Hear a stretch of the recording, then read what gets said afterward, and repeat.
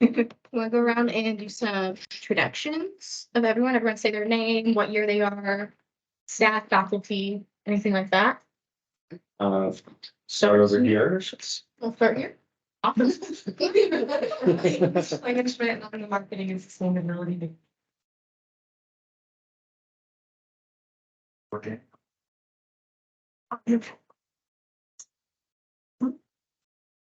Bruce Mears and staff with the cultural and equity center. I'm Zach Willman. I'm staff at the music library. I'm a library specialist. Matt Ertz, music librarian. Mo Early, zero waste intern and sustainability graduate student. I'm a sustainability grad. My name's Elena and I'm sustainability. Hey, I'm Terry Holtz. I'm the head of Libraries Web Services and the library director for sustainability. Hi, I'm Dylan. Freshman, I'm just here. Hi, I'm Bonnie. I'm a PhD student in my first year, and I was an EcoReps intern for many years. Hi, I'm Kylie Fortune. I'm a freshman here at University of Louisville, and my major is business and marketing.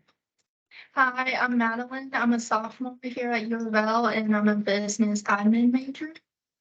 Hi, I'm Grace. I'm a junior with a math major at UofL. Just interested. Awesome. Hi, I'm Lily and I'm a PP's senior.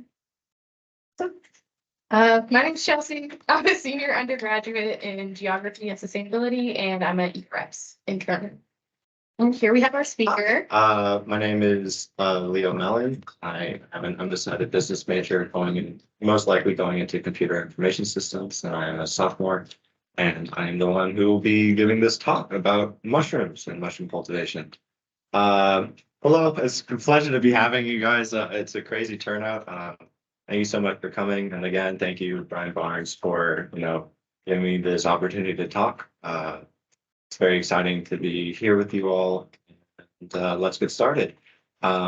Firstly, please do save your questions till like the end of the lecture, just because it's more of a thing for me, because I will tend to like get a little bit sidetracked or trying to answer your questions as thoroughly as possible.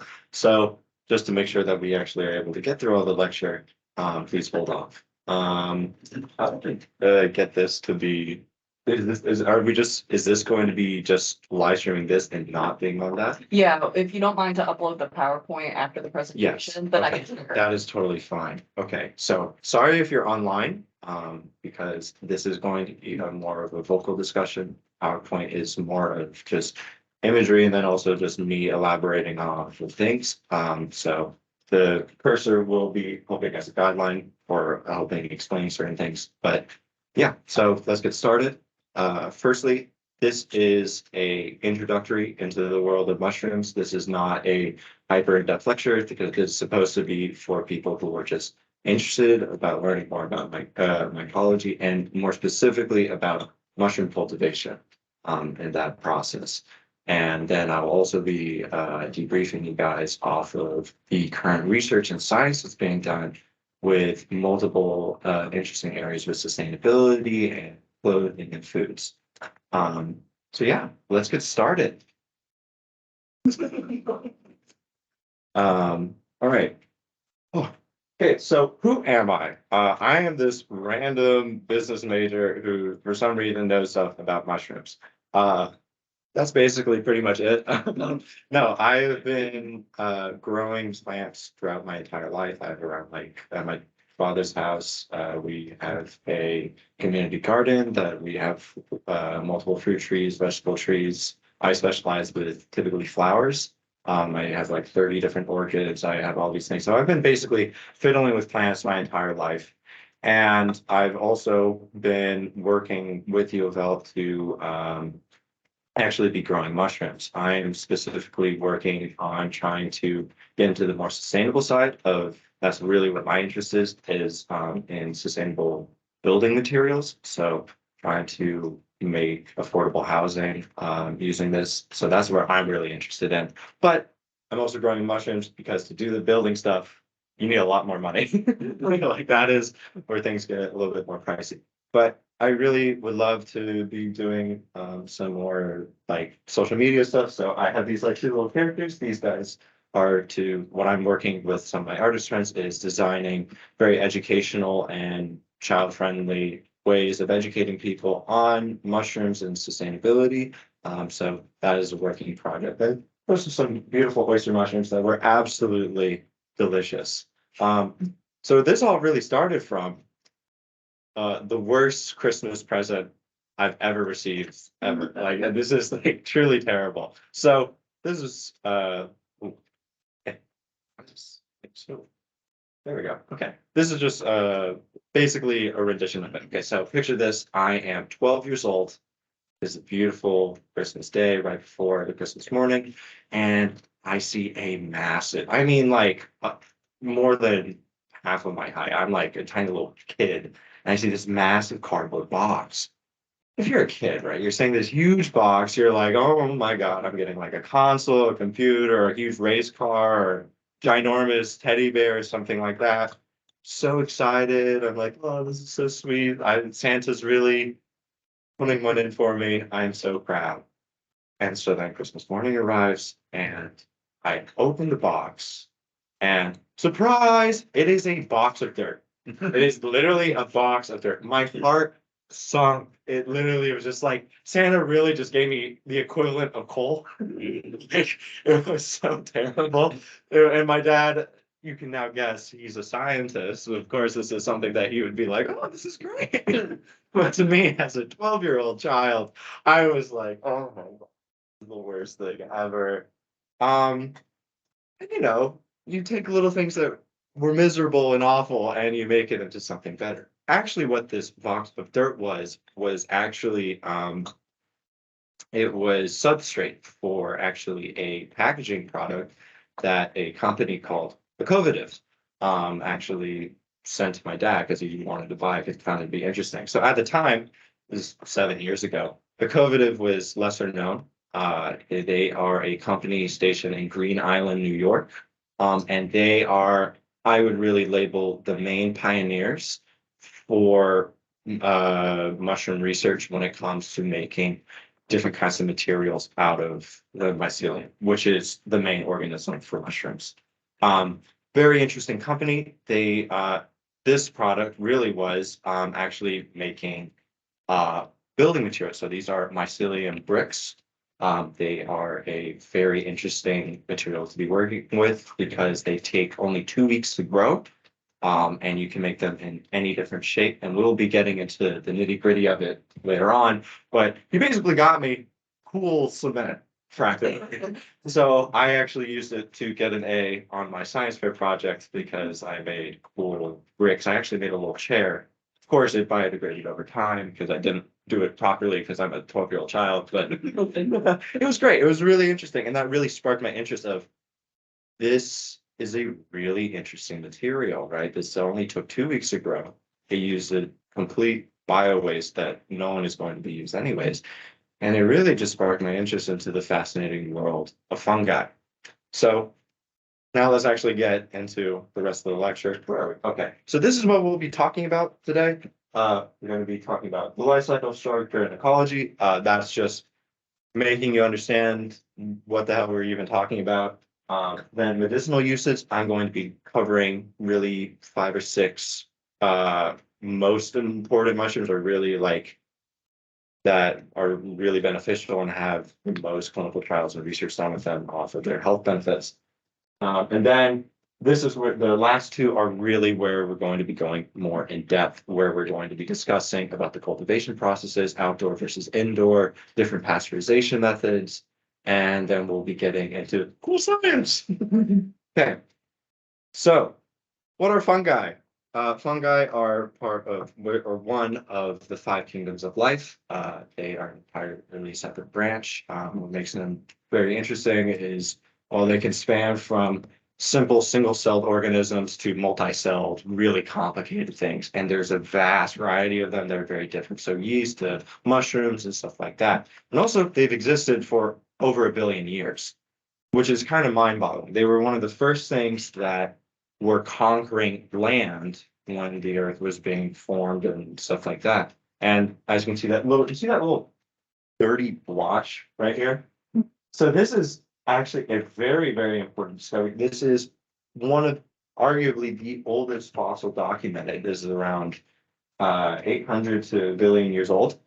It is one of the documented mushrooms is at, of course, a very microscopic level. And what's really interesting about this is that when we think of mushrooms, another thing that's mentioned here is that they gather nutrients by absorbing and digesting their surroundings. They feast off of organic matter, right? They cannot get nutrients by themselves. They have to have this relationship. And also they don't need photosynthesis, so they can really survive in harsh climates.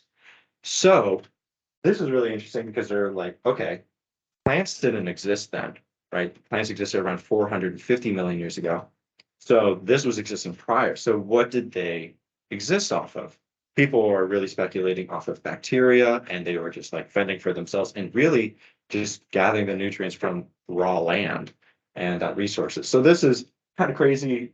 Humans don't really have a good way of processing that amount of time. Like a billion years is a long time. So they've been around for ages and have gone through many different changes and have really adapted to all of their surroundings. You see them everywhere. So yeah, so now when you think of mushrooms, right, generally speaking, most people think that the mushroom itself, the cute little thing, is the entire organism. And that is not exactly true. Think of it more as a tomato plant. So the plant itself is not the mushroom.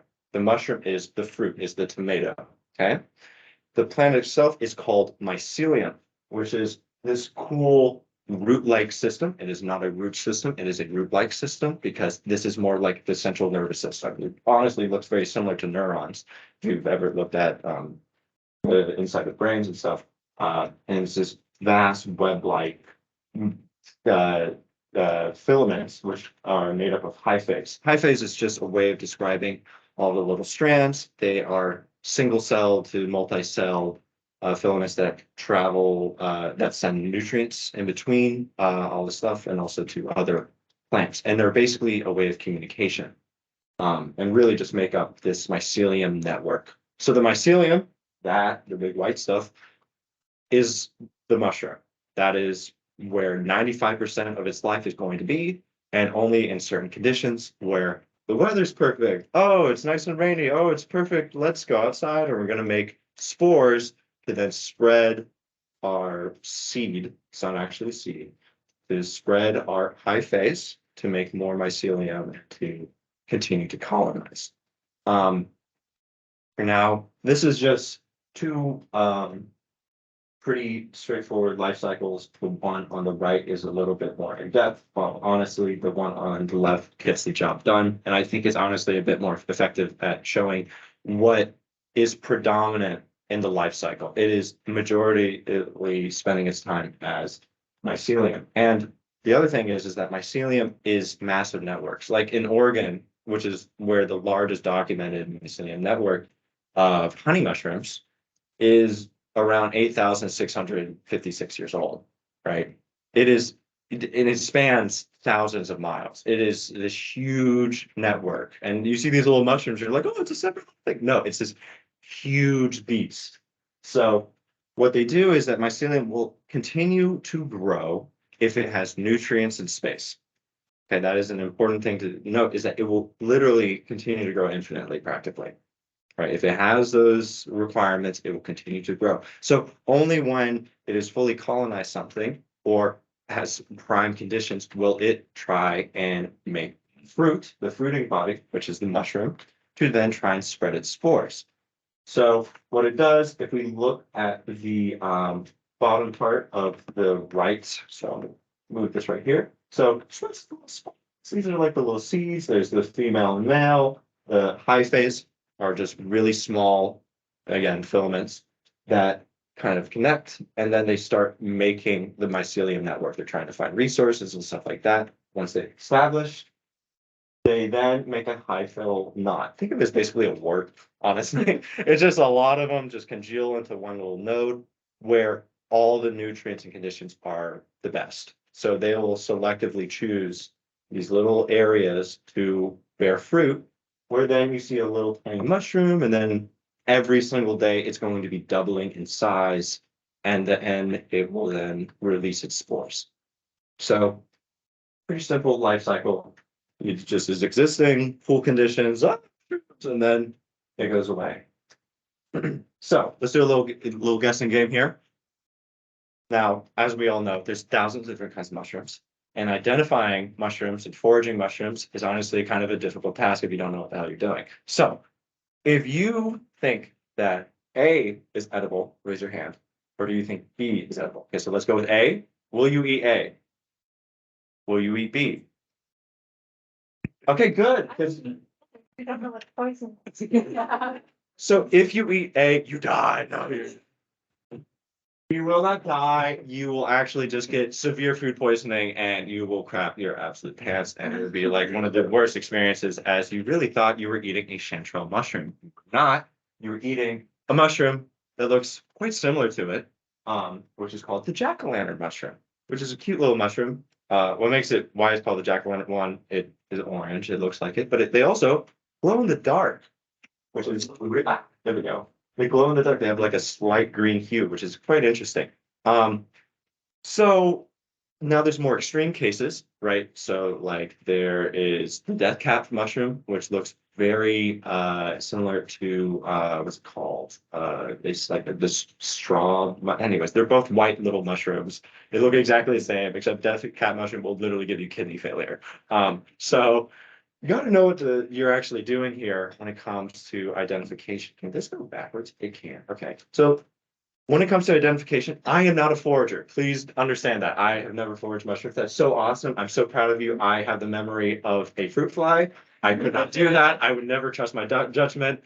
But identification is really important. So we're going to be discussing that just because I think it's important to just have a brief overview of the different kinds of forms of identification. This is very basic. There is the cap of the mushroom. There's the gills that are underneath. There is then the stem or stipe, which is just, again, the stem of the mushroom. And then the vulva, which is where, depending on the mushroom species, it will break. So the cap, think of it as like an egg. There's the cap of the mushroom, and then there's the vulva, and they break, and there's like the two halves. So the vulva is like the remnants of it. And then there's the mycelial res. This is just very basic. Of course, mushrooms will vary depending on what kind. This is, I think, is arguably one of the clearest forms of identifications that's without reading a book of actual identification. These are a couple of things. So gills, pores, and teeth, they bite you. These are very clear identifications when you are looking for different kinds of mushrooms of saying, well, this one looks really similar and this one looks really similar. Well, one has teeth and one doesn't, one has gills, right? So gills are little strands, they look like little slices right over here. And these are typically, you can find them in actually a lot of mushrooms in Kentucky, a lot of gills. They're just like little slices. Then there's pores, looks like a sponge, right? Teeth are quite literally looking like little tiny teeth. Free gills are where they're not connected to the stem. Attached gills are where they are, and current gills are when they are alongside the stem. So chanterelles are actually quite interesting. They have what are called, I believe, folds. I forgot the exact terminology, but it's where they do not actually have gills. It's the whole cap is folding. It's making these individual folds. They also are notified with their slight, I believe it is apricot. Yeah, it's the apricot smell. And when you cut them, they're white inside and they're not hollow. And string cheese. Yes, exactly. Please take this. You should be talking honestly. When it comes to foraging, I know nothing. I really know nothing. And at the end of it, I will actually reference a book that I highly recommend. If you are going into foraging, I have tons of books of what you should really be reading if you are getting into the mushroom world. So just cool little identifications. Now we're going to be talking briefly. This is more about the ecology. I really like this analysis of it, which is sapsuckers versus death eaters. These are the two main competing kinds of mushrooms. So we're going to be talking about the mycorrhizal mushrooms. So these are mushrooms that have symbiotic relationships with trees. So basically they say, hey man, I can help you extend your root system, tap into other nutrients and reach other water supplies by spreading your roots further. And in exchange, you give me your delicious sap, so I can get the sugars and glucose and other stuff like that, and salts, which just makes me feel really happy. So it's a fantastic relationship that they have, and really good, super cool talks about it. Really interesting research about how different species of trees will be communicating to provide necessary nutrients on different parts of the seasons, because some trees do better in certain seasons while others do better in others. So they'll be trading nutrients whenever they're in a deficit. Also, people love sapsuckers. I mean, they're porcinis, they're black truffles, they're chanterelles. They have that delicious flavor, but they are nigh almost impossible to be cultivating, to actually be growing, because you need to have that relationship with a tree. And I don't think you're going to be in your backyard. I'm going to just plant an oak tree, wait 60 years, and then maybe something might grow. If you do find out how to grow porcini, you have the golden goose. Like everybody is trying to find that out. Do not tell anyone, patented truffles. Yeah, no, there was that great story about this guy's balcony in France. They had the black truffles growing, and there was like tons of mycologists rushing towards it to figure out what the hell was going on.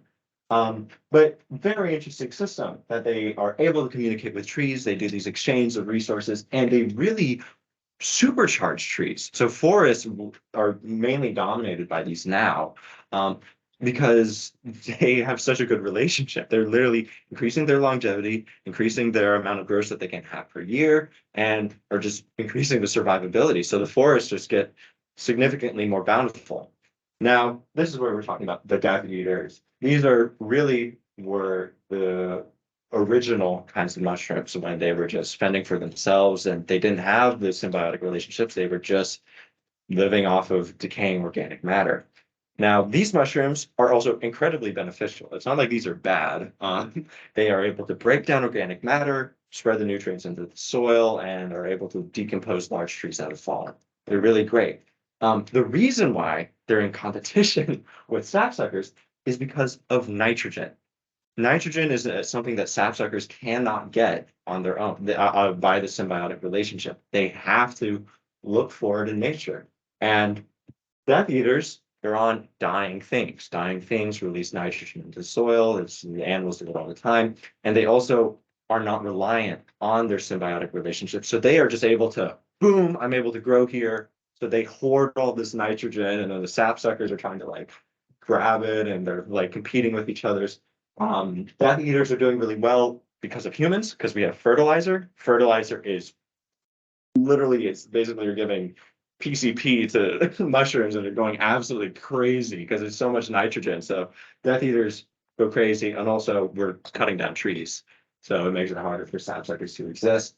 But they are kind of in this rivalry. But honestly, it's good for all ecosystems for them to sort of be competing with one another. But these are the ones that are typically cultivated. This is a beautiful chicken of the woods, absolutely delicious. We haven't eaten it before, and they're fantastic.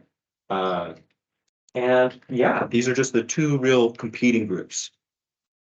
We got the main medicinal mushrooms. Okay, so all mushrooms are good for you. They are jam-packed with a ton of nutrients that they are gathered from forest floor and stuff like that. So if you're eating a mushroom, you're doing good. They also have really good fiber content. Some of them have more protein than others. I wouldn't really recommend it as sole protein consumership. Pretty good. That's true. Yeah, but chicken in the woods is you have to really be foraging for it. You can't really find it in stores, which is sad. But these are the main medicinal ones where have had tons of clinical trials, have had tons of research for them, and is still being researched today on really their health benefits. So let's get started. So this is turkey tail. Turkey tails are really identifiable with their quite literally looking like turkey tails, right? They are fantastic for anti-tumor and really when it comes to going alongside cancer treatments. They have a ton of antioxidants and buttload of nutrients, and really have been going a lot of cancer research, especially in Sweden, have been doing a lot of while you're getting chemo and you're getting your radiation, you'll also be having these turkey tail supplements because it is really that effective of replenishing you and also keeping your body hearty. And honestly, you'll notice, and when we start going through these, a lot of their benefits are quite similar to one another. Tons of all mushrooms practically are huge in antioxidant benefits and also just increasing your gut health and bolstering your immune system. Some, like these, are more effective, right? But turkey tail, fantastic, really good for also inflammation and anti-inflammatory issues. Now we have the morels. Morels look really goofy. I always find them to be really silly because they look sort of pixelated. They look sort of fuzzy with their caps. Or that's genuinely how they look. They have this like weird, almost cake-like structure. Really good for anti-tumor, like surprisingly. They have been treated for multi-anti-tumor treatments and also really with breast cancers as well, which is quite interesting. Found typically, well, originally located in Brazil. These are quite fun little mushrooms to be spotting as you are traveling through the more tropical regions. And is just, again, fantastic for your immune system, really good supplement to be consuming in general. Then the classic, this is the reishi mushrooms. There's a reason why it is on this list because it is like, it helps you with everything. You have athlete's foot, eat this. Your toothaches, eat this. You're not doing well on your assignment, eat this. You're not doing that. This is, I mean, the medicine culture, especially with Chinese medicine, has done extensive, over 2,000 years of research with reishi mushroom, and it has knocked everything out of the park. It is just, you can use it for practically anything. It is just a vastly, it has so many different forms of enzymes, chemical compounds, and the amount of nutrients it has is crazy. It's been used in different teas and tinctures and stuff like that. It solves everything. I don't need to really read this list because it goes on for quite a while. But again, also being researched for multiple different treatments and going alongside different treatments of cancers, diabetes, and etc. Also looks really cool. I think it's a really fascinating mushroom, and I hopefully will be able to grow it soon. Shiitake, this is the 5th most cultivated mushroom in the world. It's delicious. If you've never eaten it, highly recommend. It's great anti-tumor. It has all the anti-inflammatory things like all the other mushrooms on this list. It is very, very, very, very, very, very good for you. Also very easy to cultivate, surprisingly. You would think it would be harder. Typically they're done outdoor cultivation because people say that it tastes better.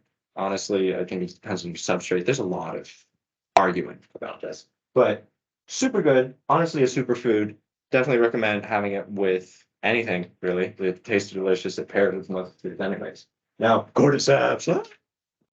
These are the freaky deakies, especially with the Last of Us show that came out. If any of you saw it, the people really were like, we're gonna die to cordyceps. This is a fascinating mushroom. It's parasitic. It is able to infiltrate the typically insects and control their brains and try and grow into these crazy things. They're also crazy expensive. These little ones, this is forgot their scientific name, this is a variant of cordyceps. Those little caterpillars. If you have a pound of that, that is worth $50,000. They are really, really expensive. They have incredible health benefits, tons of amino acids, and also cordyceps acids, which is another form of nutrient base that they have listed. And it is incredibly beneficial. People freak out about it because they think that they're going to take over the world. Honestly, there's a lot of they won't take over the world now.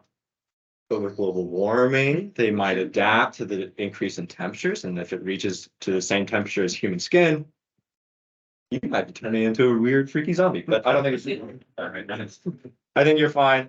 Very, very good for you. Hard to get your hands on. Again, because they're kind of difficult to cultivate. You kind of have to be like, oh, buddy, come here. This lion's mane. I love lion's mane. It tastes great. It is fantastic. Yeah.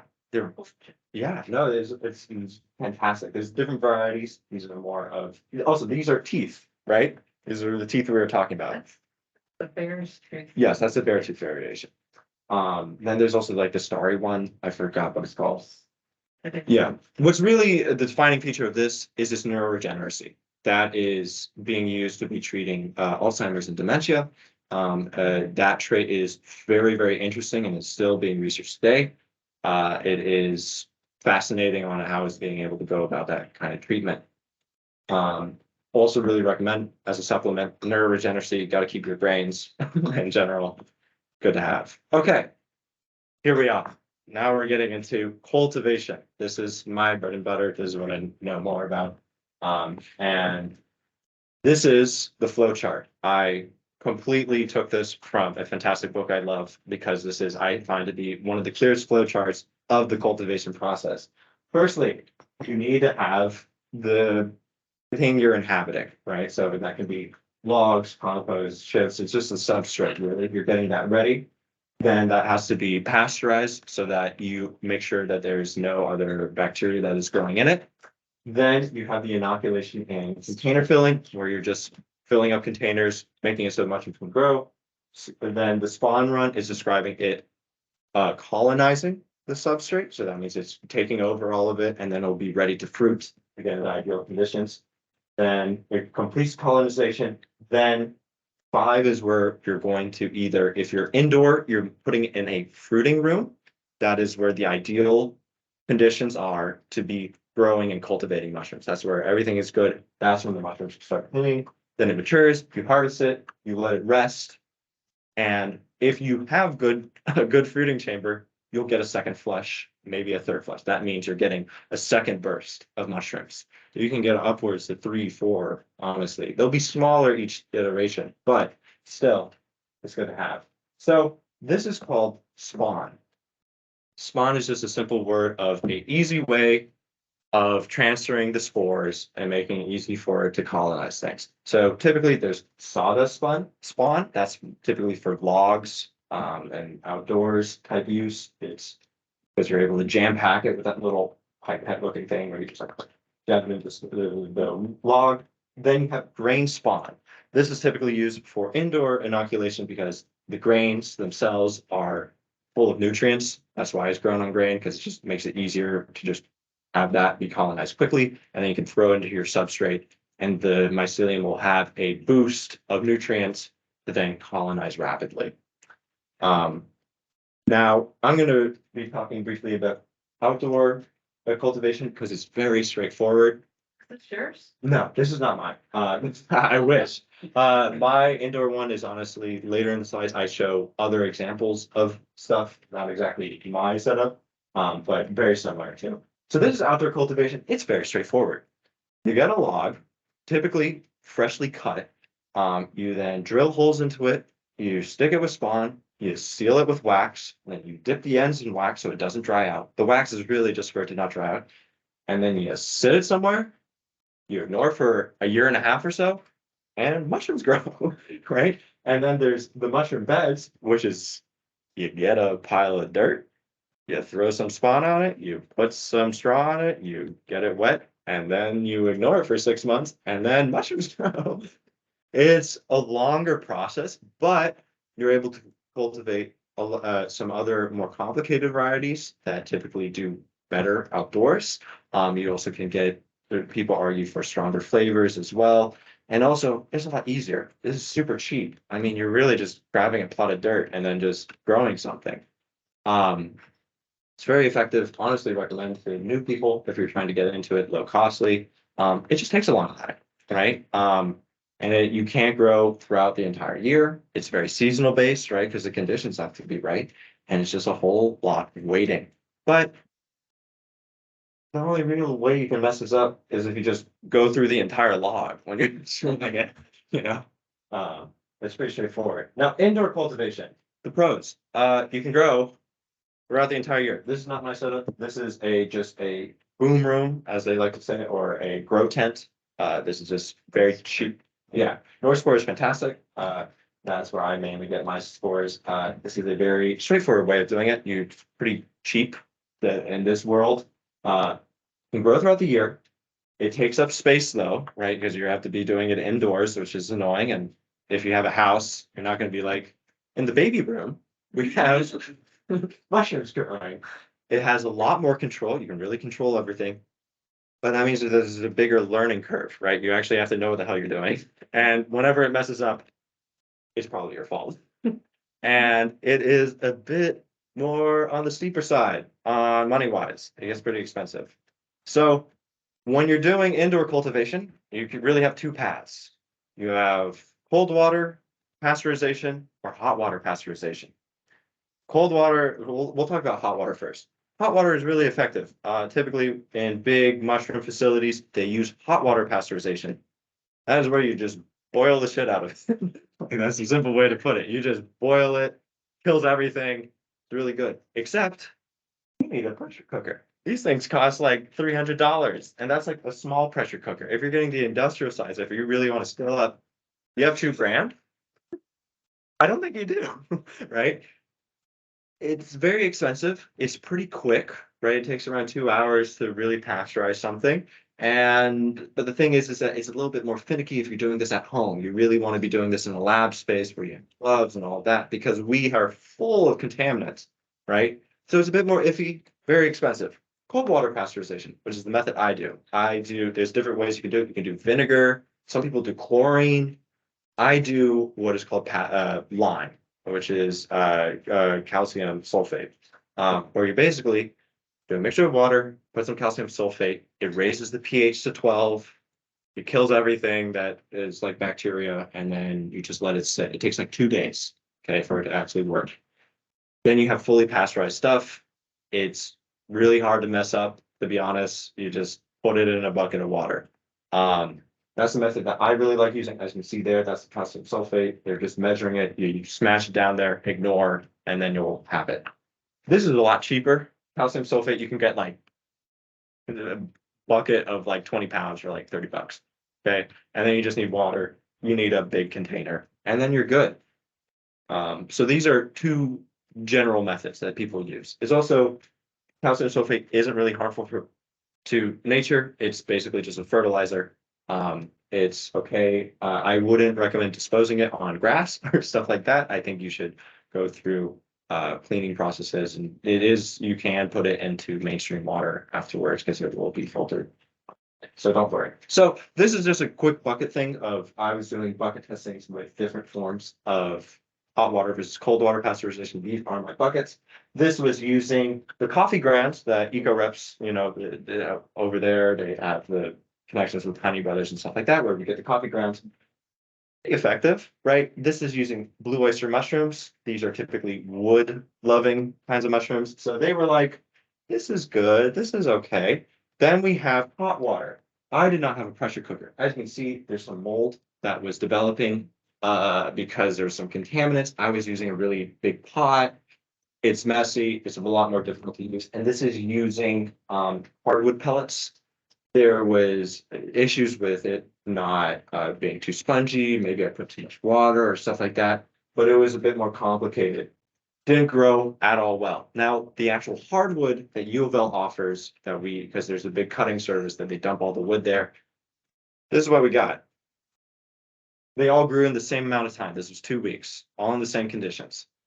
As you can see, that is really colonized, right? This is actually over colonized. You don't really want it looking like this. You want it to be, this is where a lot of the resources are being wasted to make those little mounds.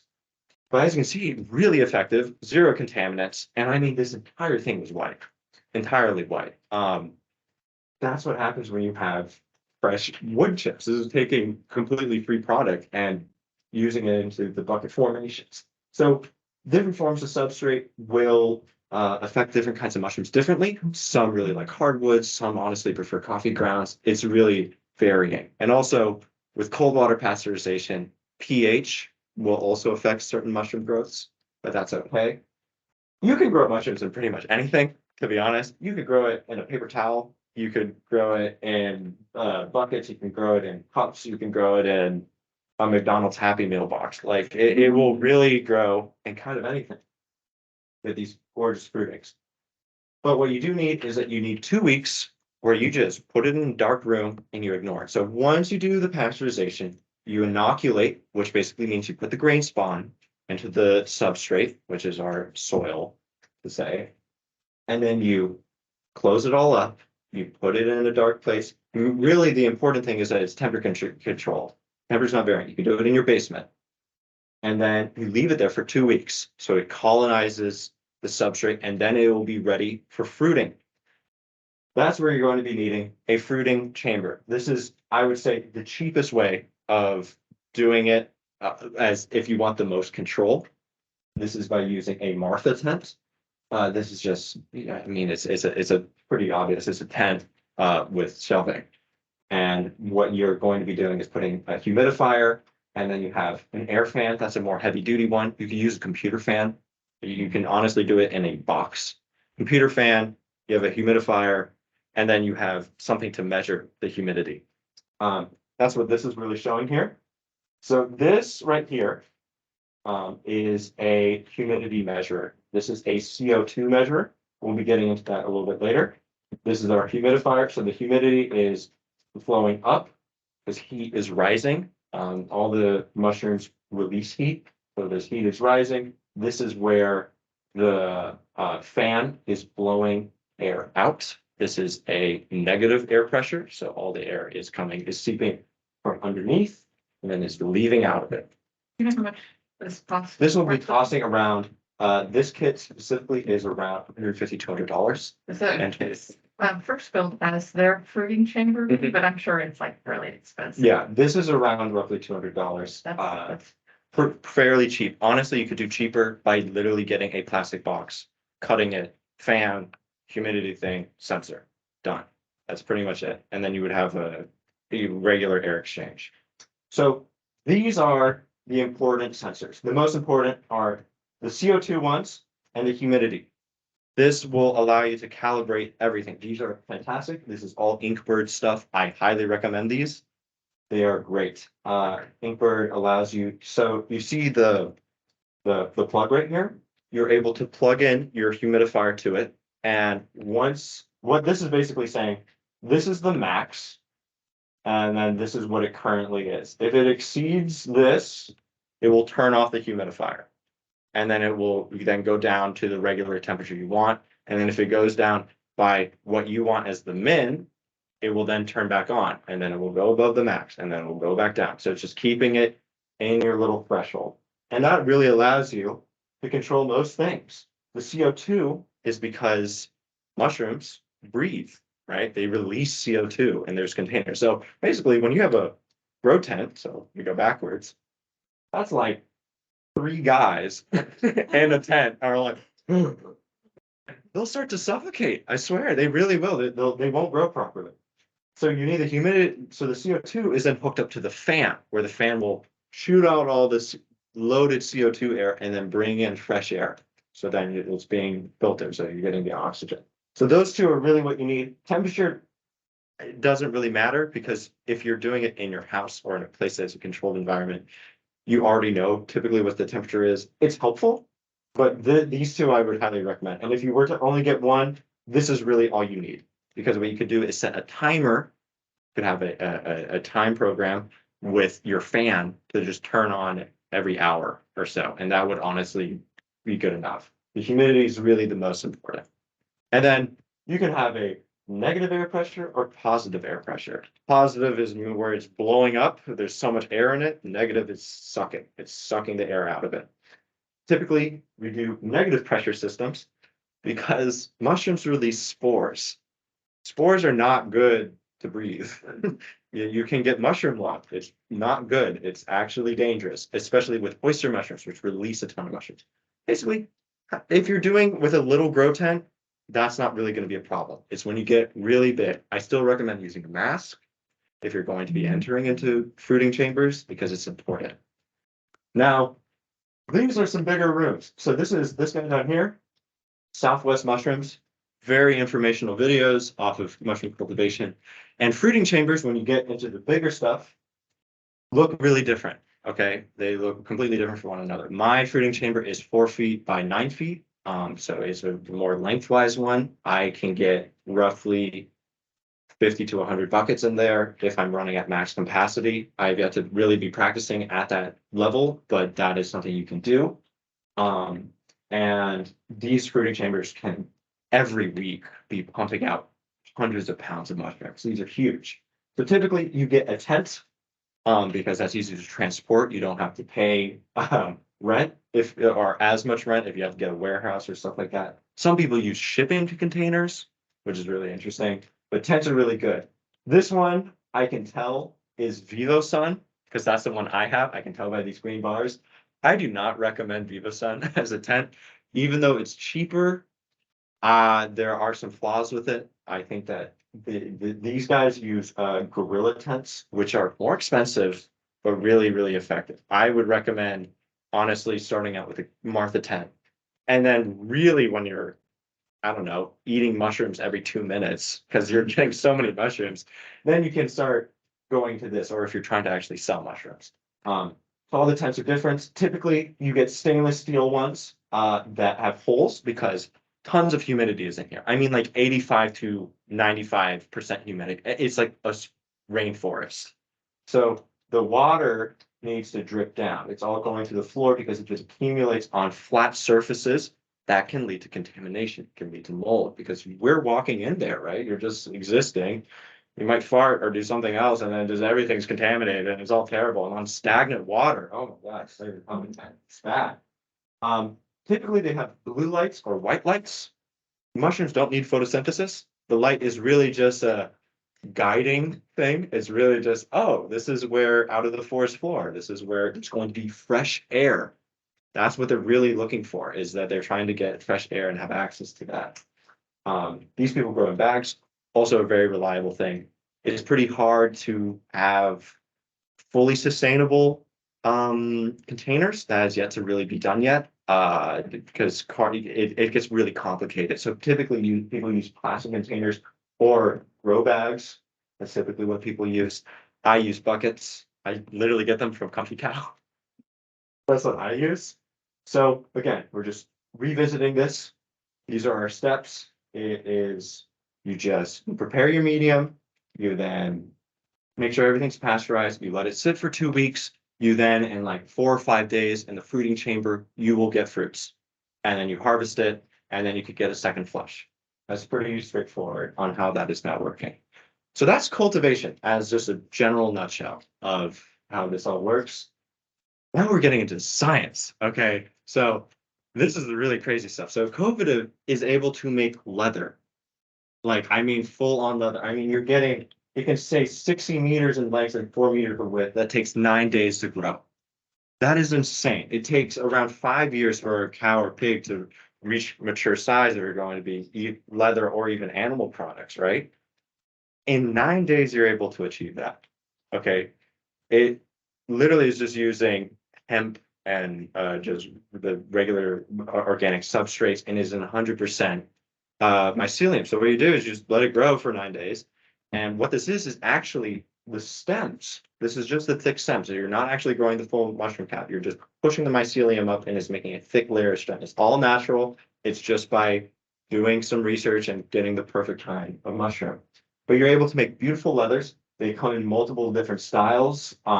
This honestly doesn't show it very well, but there's so many different kinds. You can also make foam, flexible foam out of mushrooms. So you can be doing that for insoles. You can use it for insulation, which is already being done for housing, which is really interesting. It's a fantastic material. And the floral industry is trying to get rid of that stuff that they had sent stuff in. Yes, yeah, they are. Now this is where I'm really interested, is mycelium blocks. You can make it more durable, like actually sturdy, like wood, or you can make it more soft and brittle, like styrofoam. This will decompose in like 45 days, right? It is very easy to decompose. It serves the exact same purpose. It's lightweight. It's slightly soft, so it will actually keep your supply good, and you can make it harder depending on the supply, or even make it softer and more sponge-like. It's making complete waste. The things that you're getting is practically for free. If you're talking to any farmer, they have so much farm waste that they're dumping out. They do not need it. You can even pay them to get this waste. And you're able to completely replace styrofoam. Like you can imagine how much styrofoam is already in packaging. And for this, you just get your package, you throw it into your yard, and you're good. It just completely decomposes. And as a building material, it's really interesting. Like what I'm doing research on is doing it as emergency housing. So in refugee camps or in crisis of climate crises, you need pop-up houses. Now, these things, all that is really constraining it is the mold, so the shape of what you want it to be in. So if you have a big enough mold, you can grow basically Lego bricks to build a house. You can get 4 pieces and then, well, 5 pieces, and you'll make a cube, and that is an instant shelter, right? It has already 1,200 hertz of noise cancellation. It already is really good at and is flame retardant. Depending on what you're using, you can use rice husks to make it even more flame retardant. It is already mold proof due to the chemical makeup of mycelium. Now, of course, you can say that, well, it will biodegrade. Yes, but that is the purpose of these pop-up houses and stuff like that. It is supposed to be doing that. And also, there's a lot of research being done on making it so it is much more long lasting, right? Where it's going to be standing as long as the old Viking wooden houses that have been around for like thousands of or hundreds of years. It's a very interesting resource that also, because when we were talking about the hyphase, right? The single celled strands, it's like a web, right? If you have a 2x4 of wood, depending on where you put strain or weight, it will snap, right? So if you have it like this and you have a sharp angle, the wood will break. Not with mycelium, because what it will do is that it will spread the weight and the strain throughout the entire structure. And also, it's only confined by molds on how you can grow it. You could grow it into a star, you could grow it like this, and it will be completely structurally sound. So as an architecture, you can just say, hey, engineers, I'm going to make your life a living nightmare as I design the most impractical houses ever. But this is only this form of research has only been around for roughly 25 years, really, of really exponential research that's being done. And in the last 15, the foams and stuff like that and the blocks have expanded into fantastic building materials, insulations, and even more technologies yet to come. So it's a very rapidly developing field. Then food, it's edible, right? It's just a mushroom. It's being as a meat supplement. This is called My Bacon.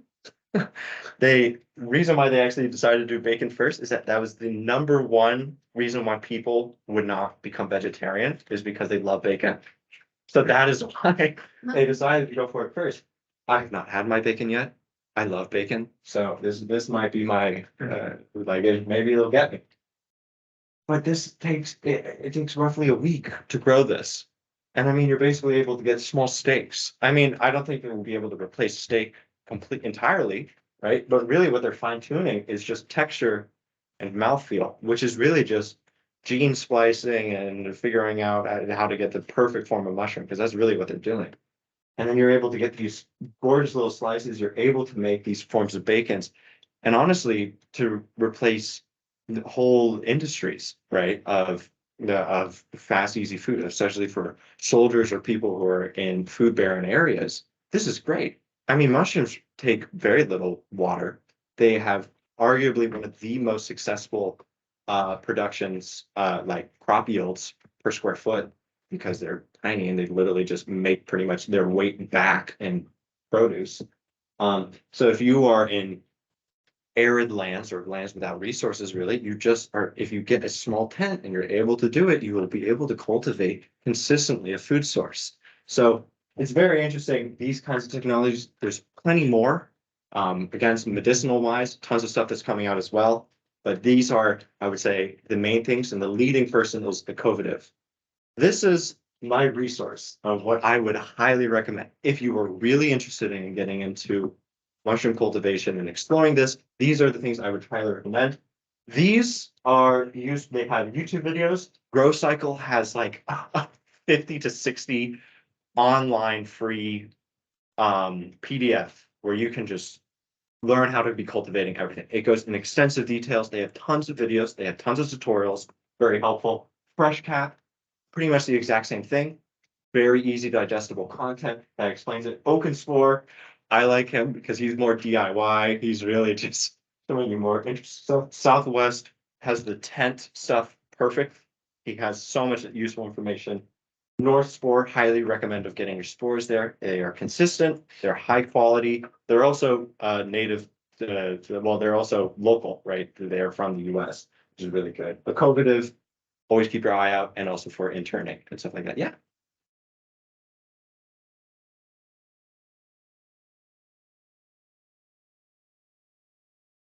But you're good to go. Okay. Thanks. You bend your head. Oh, sorry. Yeah, no, you're totally fine. Okay. For cultivate, if you That's good. Yeah, Paul Stamp, this book, I mean, Paul Stamp is basically Jesus, honestly, for mycelium. If that is a more in-depth book, this is, I would say, much more beginner friendly.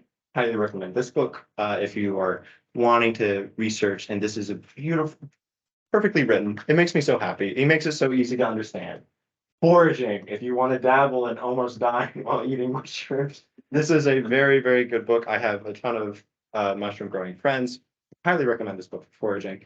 And ecology, if you would like to be doing internships and being a pioneer in these massive mycelium usage and stuff like that.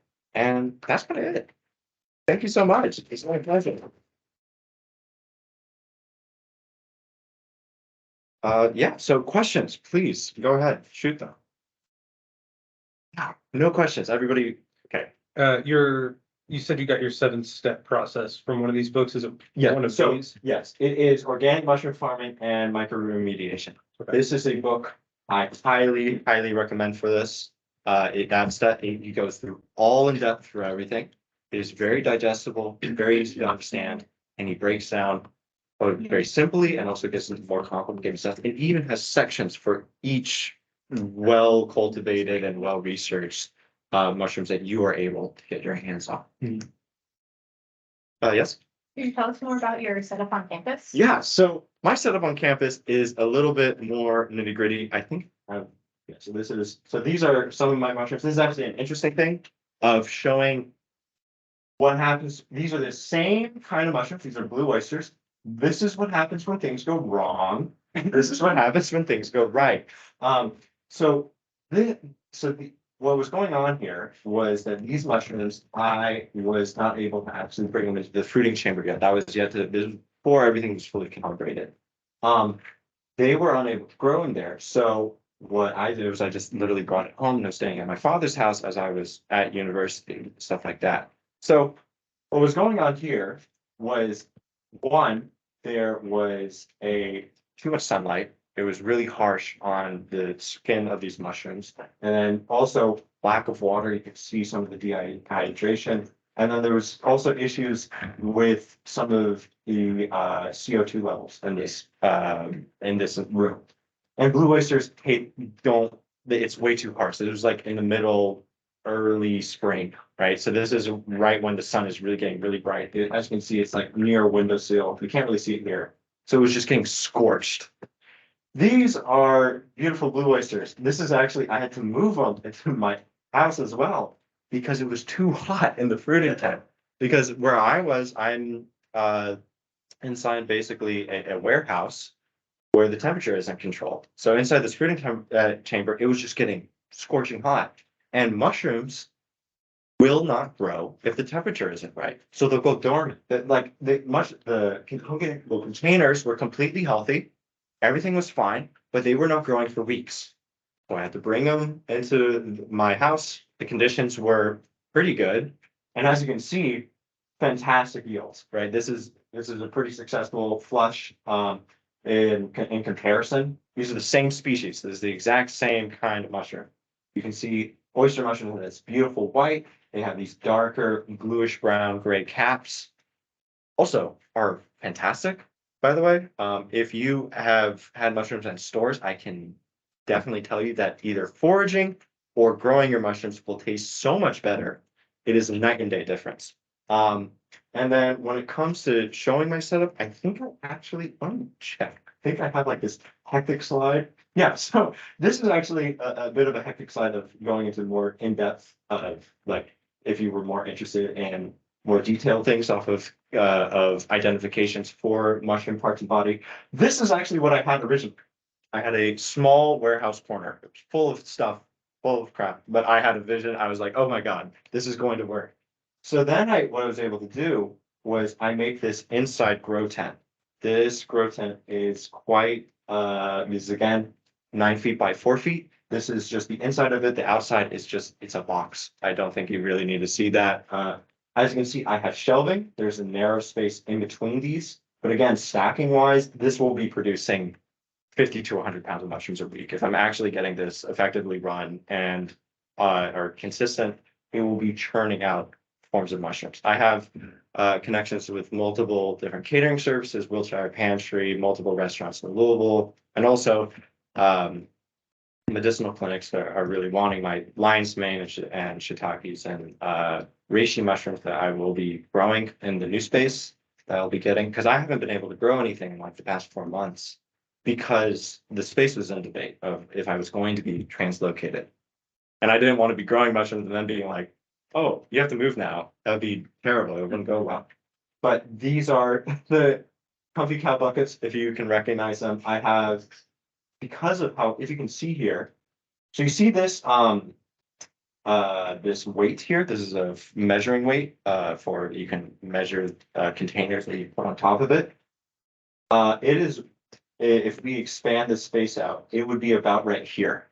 I could not go past that location. I had exactly 9 feet and 4 feet. Okay, which means all of my electrical equipment had to be inside of the tent, which is like, you should not, I do not recommend doing that because all the stuff is waterproof, right? But it's a lot easier to manage the technology when it's outside of the tent because you can actually feel it.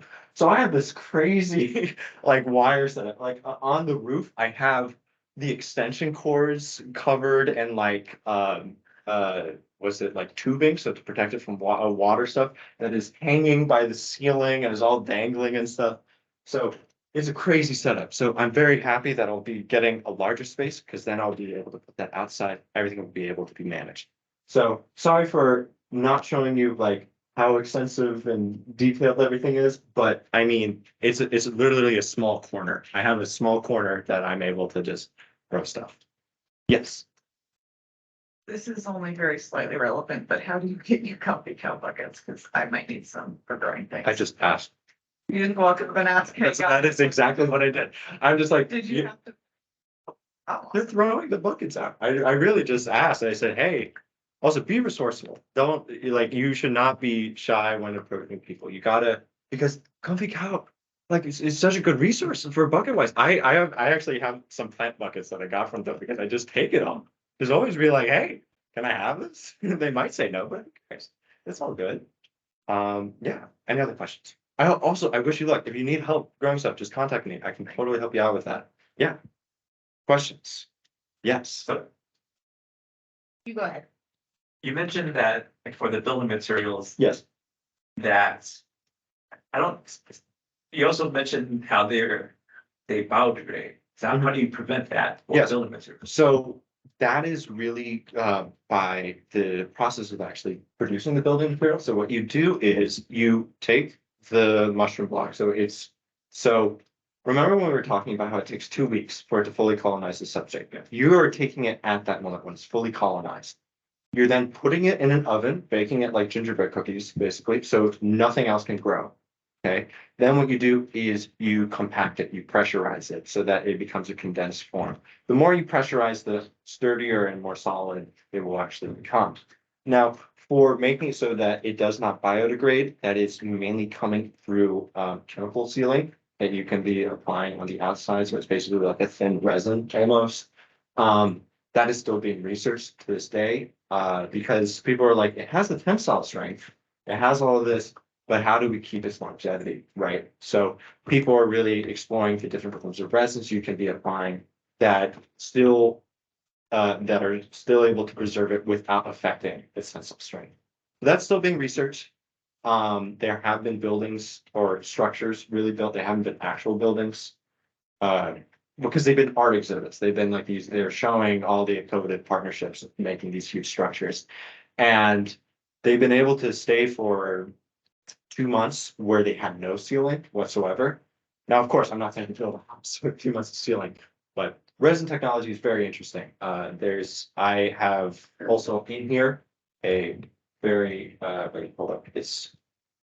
So in this, this talk by Lee and Yang predominantly, this is a fantastic talk about, paper about the structural integrity and all of that data and science, which I would highly recommend if you're interested into that and just learning more about it, because it's very extensive, but very clarifying on all of these different technologies. And this is yes, it's around 2019 this was produced, I think, 2020. So yeah.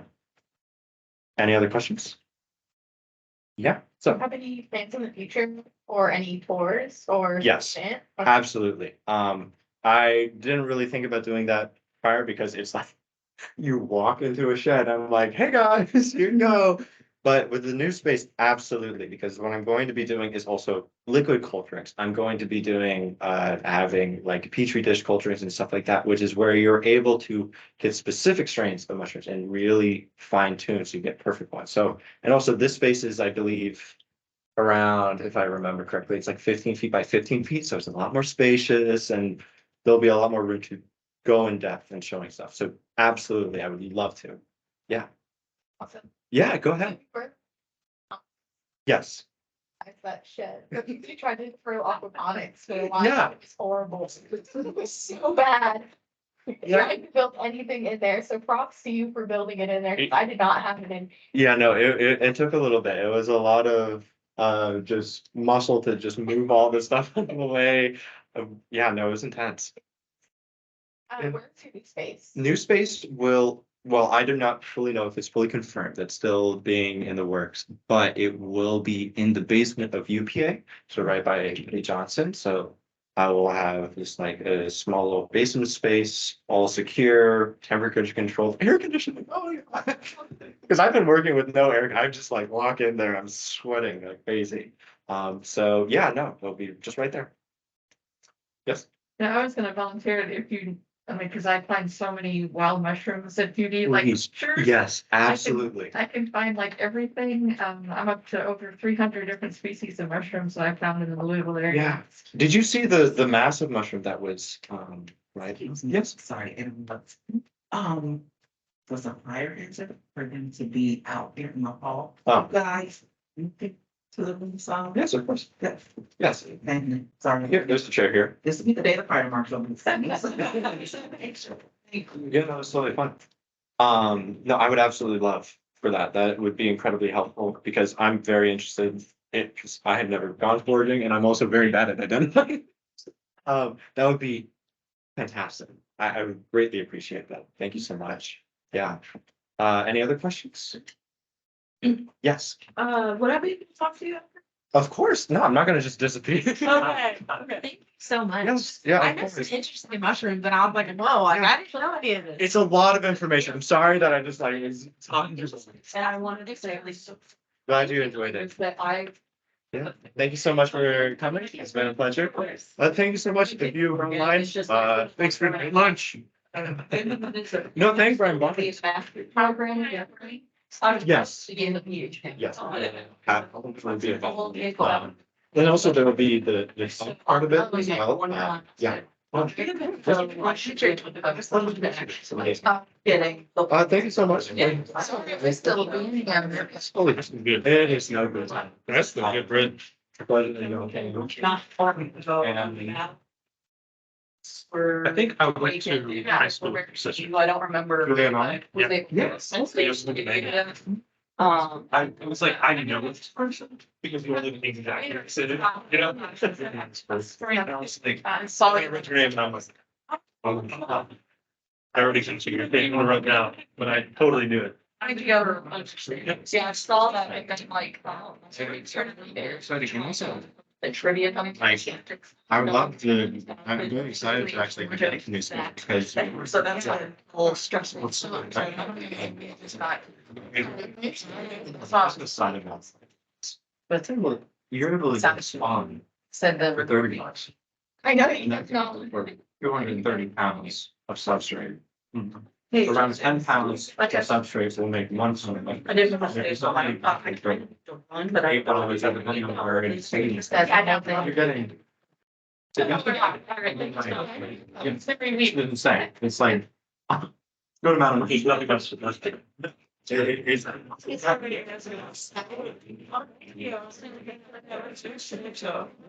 I would love to, of course, when I actually get the space, like, I'm totally open to getting.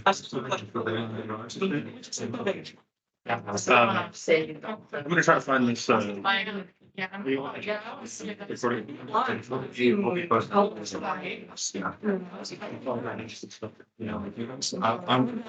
actually have. I didn't even know. So probably making it more.